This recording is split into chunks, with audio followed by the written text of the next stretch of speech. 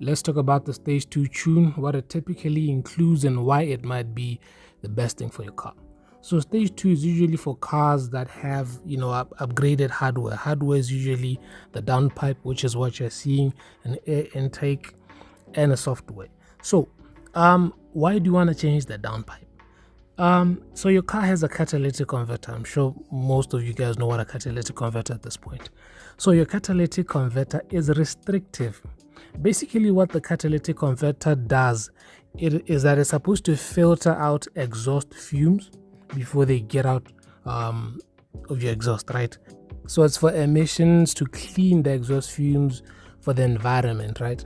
So what happens under acceleration is that your car builds up pressure at the catalytic converter. So a downpipe is basically a decat. We are removing the catalytic converter so that that pressure can be relieved or released, because there won't be a catalytic converter to restrict the exhaust fumes going out. Your car breathes better. Now, the biggest advantage of this is that your car will then spool better. That means the turbocharger can receive better exhaust fumes or exhaust gas, and then one other advantage is that your exhaust runs cooler than when it has a catalytic converter.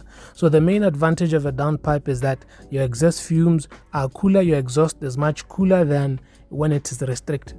Those restrictions build up heat and build up pressure. So this is often the single most important hardware requirement for a stage 2 tune.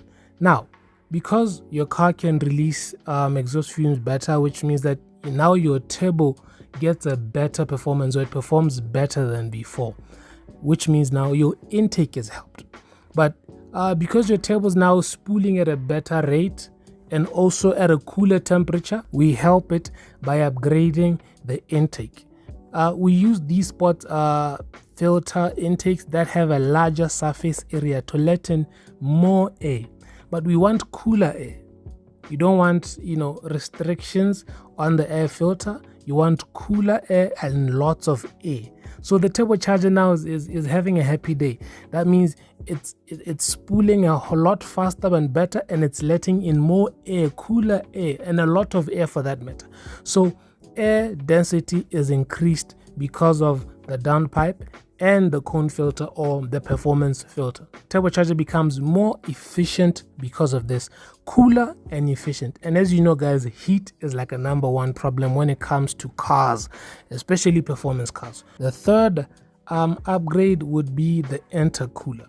What the intercooler does is that it's supposed to cool the air from the turbo.